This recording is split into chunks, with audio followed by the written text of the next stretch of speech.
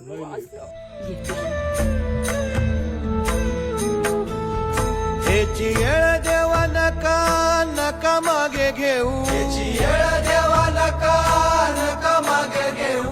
एक सेकंड आम्ही इथं आलो आणि हे पडलं नाही तू हे पडलं असं ना आम्ही सगळे जागेवर होतो आम्ही एकटं जगलो नसतो. हे पोरं पाहू विचारून